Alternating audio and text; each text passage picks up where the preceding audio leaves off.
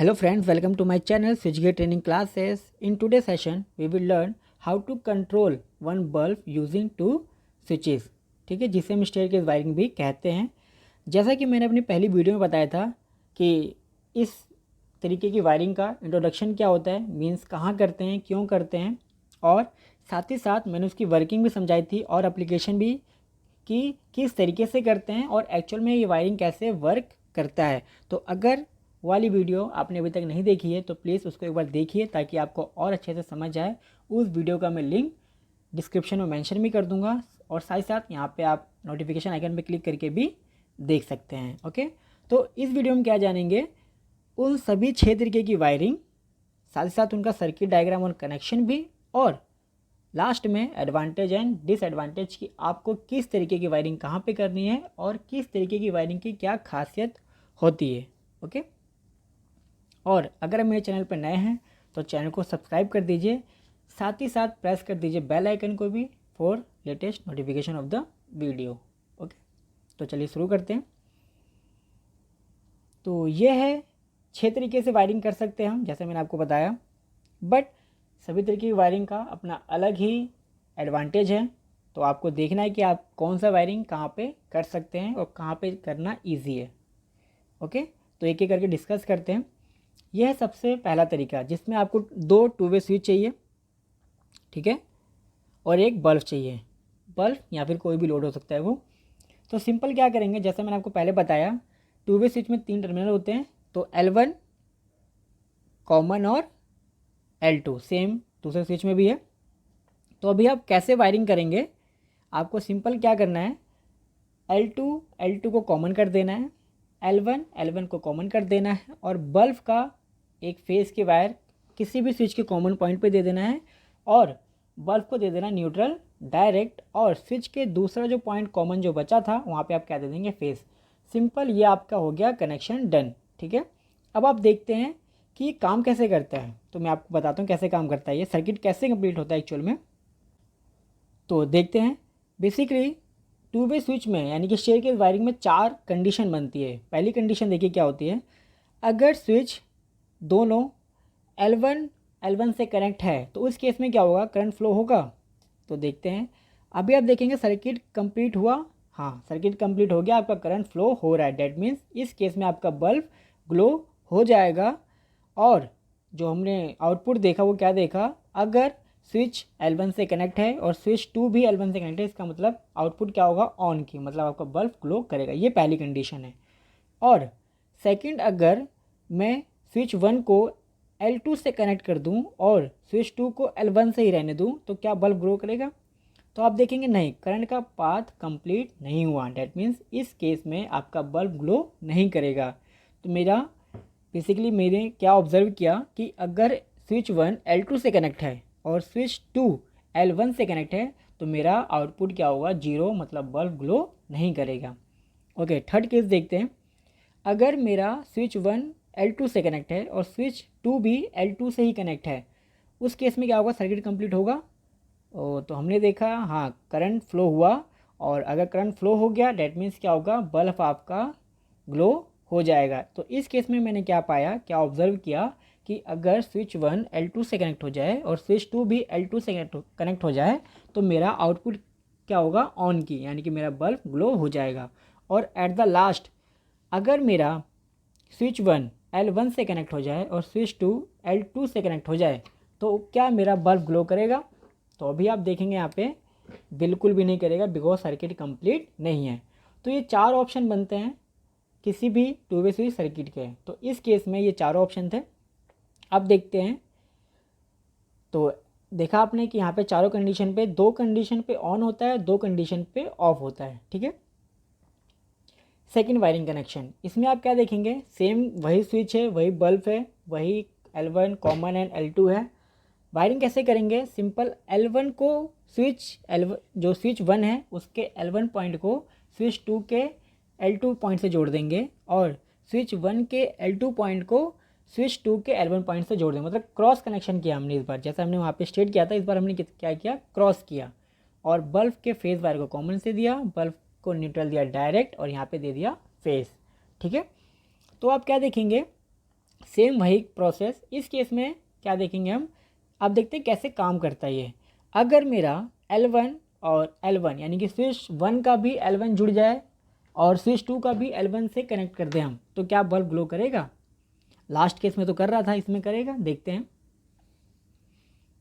यहाँ पे देखेंगे आप, करंट को फ्लो होने के लिए डायरेक्शन मिली नहीं, कंप्लीट डायरेक्शन नहीं है। इसका मतलब इस केस में आउटपुट क्या होगी? ऑफ की होगी, मतलब आपका बल्ब ग्लो नहीं करेगा।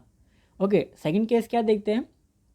अगर मेरा स्विच 1 L1 से कनेक्ट है और स्विच 2 L2 से कनेक्ट है, तो इस केस में क्या होगा?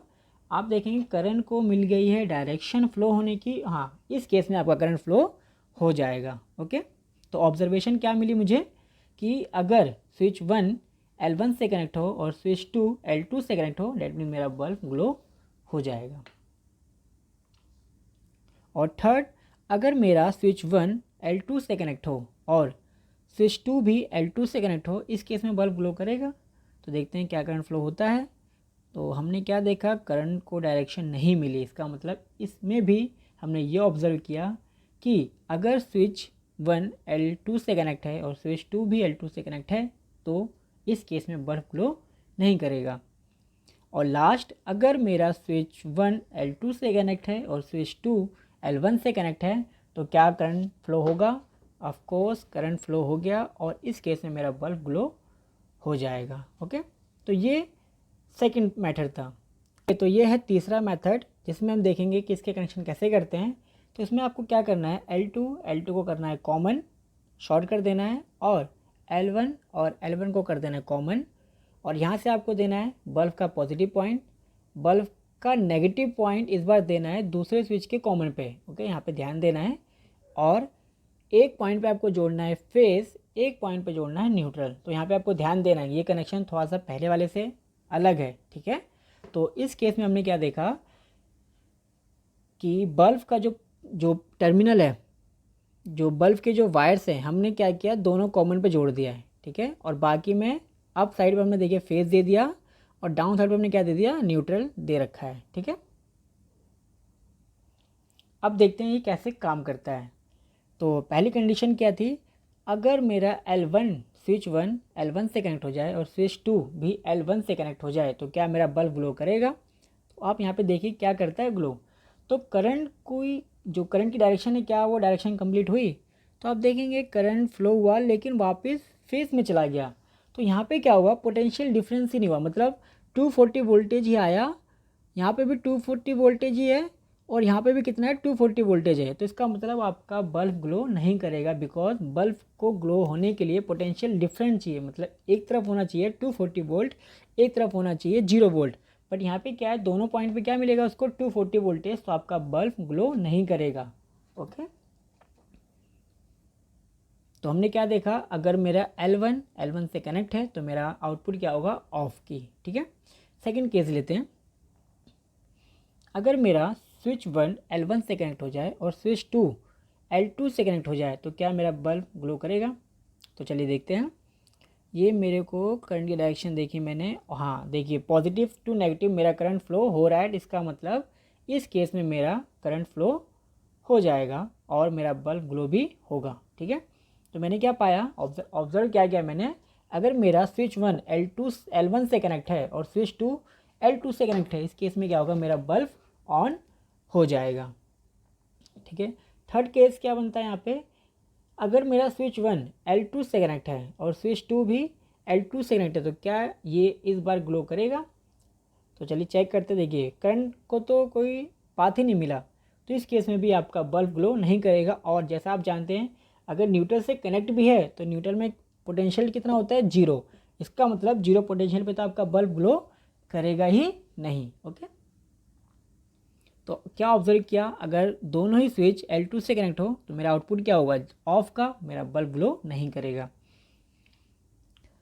और फोर्थ ऑप्शन क्या बचता है, अगर मेरा स्विच 1 L2 से कनेक्ट हो और स्विच 2 L1 से कनेक्ट हो, तो क्या मेरा बल्ब ग्लो करेगा? चलिए देखते हैं। तो ये मेरे करंट की डायरेक्शन है पॉजिटिव टू नेगेटिव, हाँ करंट फ्लो हो गया, इसका मतलब मेरा बल्ब ग्लो करेगा। और मेरी जो ऑब्जर्वेशन टेबल है, वहाँ पे मैं क्या लिख सकता हूँ कि अगर स्विच 1 L1 से L2 से कनेक्ट है और स्विच 2 L1 से कनेक्ट है, इस केस में मेरा बल्ब ग्लो करेगा। तो ये था मेरा थर्ड वायरिंग कनेक्शन। इसी वायरिंग को आप क्रॉस भी कर सकते हैं, जैसे कि देखेंगे स्विच 1 के L1 पॉइंट को स्विच 2 के L2 से जोड़ दीजिए और सेम स्विच 1 के L2 पॉइंट को स्विच 2 के L1 से जोड़ दीजिए और बल्ब का एक पॉइंट जो फेज़ वायर है वो स्विच 2 पे जोड़ दीजिए और जो नेगेटिव है वो स्विच 1 के कॉमन से जोड़ दीजिए और यहाँ पे आप दे दीजिए फेस, यहाँ दे दीजिए न्यूट्रल। ये हो गया आपकी वायरिंग कंप्लीट। ठीक है, तो बेसिकली क्रॉस है, जैसा हमने पहले स्ट्रेट किया था, इस पहले जब हमने क्या देखा था वो स्ट्रेट था, ये दोनों वायर क्या थी, स्ट्रेट थी, बट इस केस में क्या है, क्रॉस है। ठीक है, तो सेम एनिमेशन वही बनेगी, मैं आपको सिंपल बता देता हूँ।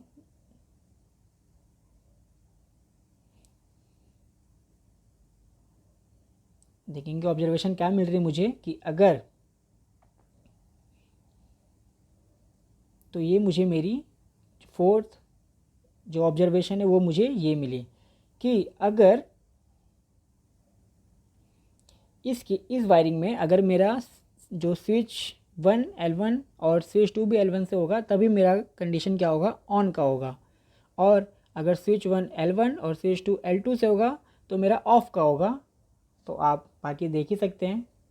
चलिए मैं आपको बताता हूँ फिफ्थ टाइप की वायरिंग। इसमें आपको क्या करना है,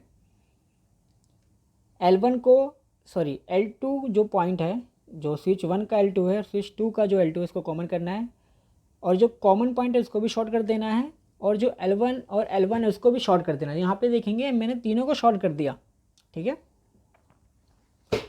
और क्या करेंगे, फेस जो बल्ब का पॉजिटिव पॉइंट है आप किसी भी L1 पॉइंट पे जोड़ दीजिए और बल्ब को दे दीजिए डायरेक्ट नेगेटिव, यानी कि न्यूट्रल दे दीजिए डायरेक्ट, और जिस तरफ आपने फेस जोड़ा होगा, सपोज करिए फेस यहाँ जोड़ा है, सॉरी बल्ब का फेज़ यहाँ जोड़ा है, तो पावर की सप्लाई का जो फेज़ होगा वो आपको इसके क्रॉस जोड़ना है, मतलब नीचे जोड़ना है। ठीक है, और अगर ये तार आपने यहाँ पे जोड़ी होती तो आपको फेज़ कहाँ देना होता है, यहाँ पे। ठीक है, अब देखिए देखते हैं ये कैसे काम करता है। तो इसमें भी अगर आपका L1 और L1 से जुड़ जाएगा स्विच, दोनों अगर ऐसे जुड़े हों तो आप देखेंगे जो करंट को फ्लो होने की डायरेक्शन नहीं मिली, तो इस केस में क्या होगा, आपका बल्ब तो ग्लो करेगा ही नहीं। तो आउटपुट मैंने क्या ऑब्जर्व किया, ये टेबल बनाना बहुत ज़रूरी होता है जब भी आप प्रैक्टिकल करते हैं, तो ये आपसे ऑब्जर्वेशन टेबल मांगी जाती है, तो आपको ये देना होता है। तो L1 से जोड़ेंगे तो मेरा आउटपुट क्या होगा, ऑफ की आउटपुट होगी।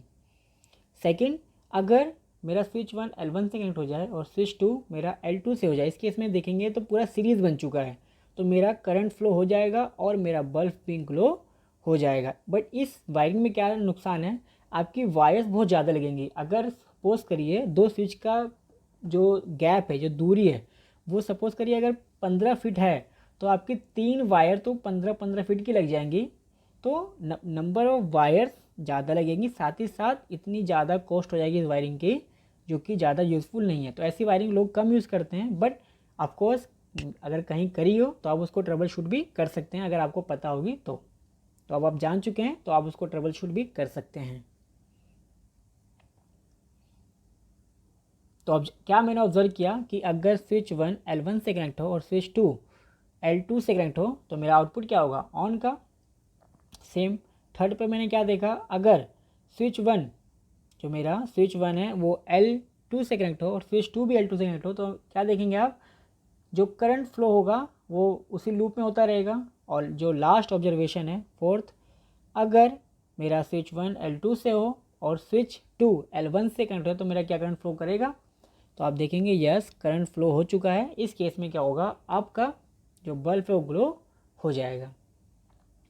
ओके, तो क्या ऑब्जर्वेशन टेबल में लिखूँगा, मैं ये लिखूँगा कि स्विच 1 अगर L2 से कनेक्ट हो और स्विच 2 L1 से कनेक्ट हो तो मेरा बल्ब ग्लो हो जाएगा। तो सिंपल आप ये टेबल अपने एग्जामिनर को दिखा सकते हैं, अपने क्लास टीचर को दिखा सकते हैं और उनको बता भी सकते हैं कि कैसे कैसे काम करता है ये wiring system. Okay, last type wiring system वो बहुत इंपॉर्टेंट है और ये करना बहुत ज़्यादा इजी भी है, इसमें वायरिंग भी बचता है, ये आपको जानना बहुत ज़्यादा इंपॉर्टेंट है।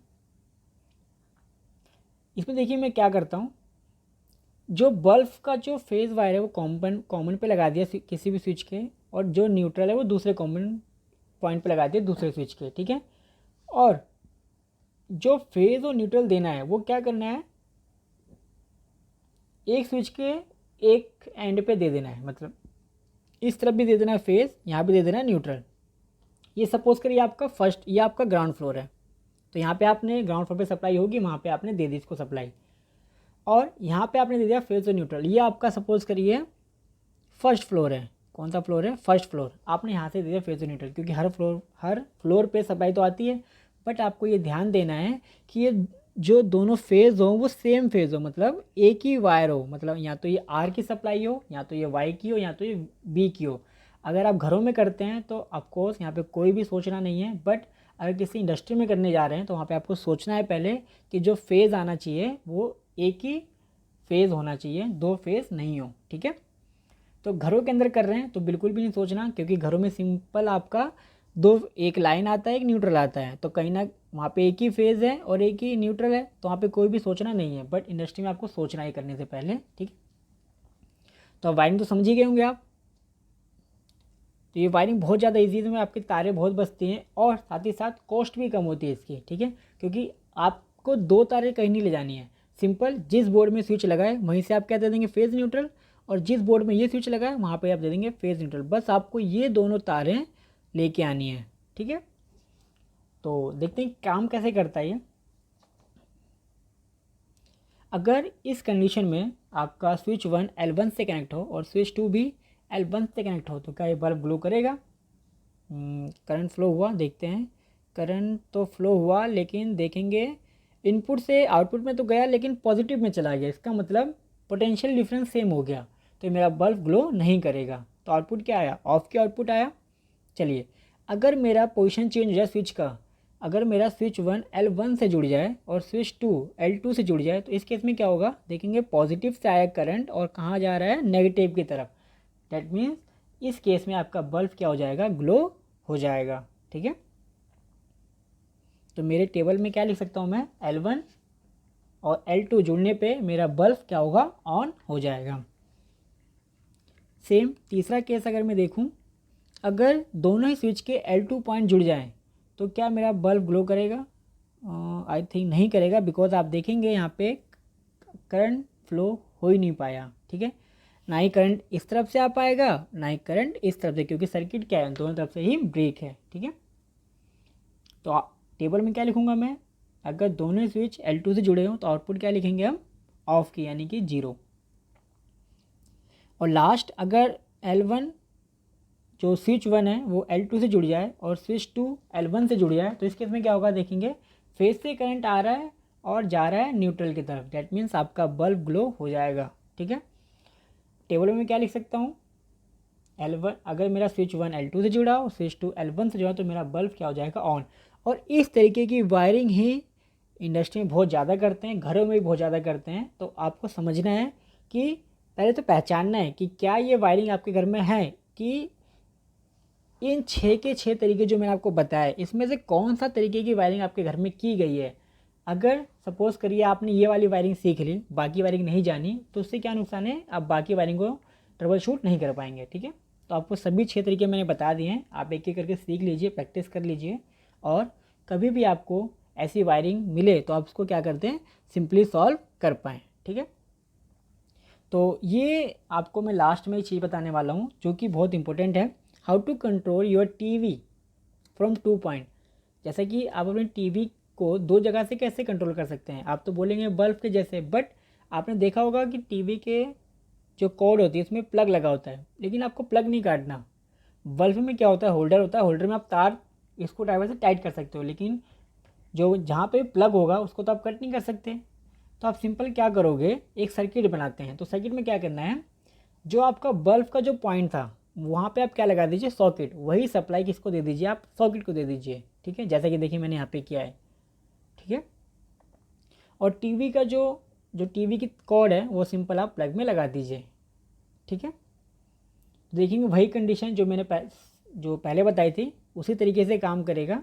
और एक तरीका ये भी है, आप ऐसे भी कर सकते हैं, ये हमारे जो सबसे पहला तरीका था कुछ वैसा है, जहाँ पे भी बल्ब लगा हुआ है उस बल्ब की जगह पे आपको क्या लगा देना है, देखिए बल्ब ऐसे लगा था, आपको बल्ब को हटा देना है और वही दोनों तार आपको सॉकेट के एक तरफ फेस वाले में लगा देना है, एक तरफ लगा देना है न्यूट्रल वाले में, और आपका सॉकेट में सप्लाई आ जाएगी स्विच ऑन करते ही। और इस सॉकेट में आप क्या लगा दिए, प्लग, चाहे प्लग लगाइए, चाहे वो टीवी का हो, चाहे वो फ्रिज का हो, किसी भी चीज़ का प्लग हो, वो चीज़ ऑन हो जाएगी। आई होप आपको ये वीडियो काफ़ी अच्छी लगी होगी। तो thank you for watching this video. Still अगर आपको कोई डाउट हो तो आप कमेंट कर सकते हैं, और अगर वीडियो अच्छी लगी हो तो प्लीज़ वीडियो को लाइक कर दें और साथ ही साथ चैनल को सब्सक्राइब कर दीजिए, ताकि फ्यूचर में मैं जो भी वीडियो अपलोड करूं उसकी नोटिफिकेशन सबसे पहले आपको मिले। तो again thank you so much.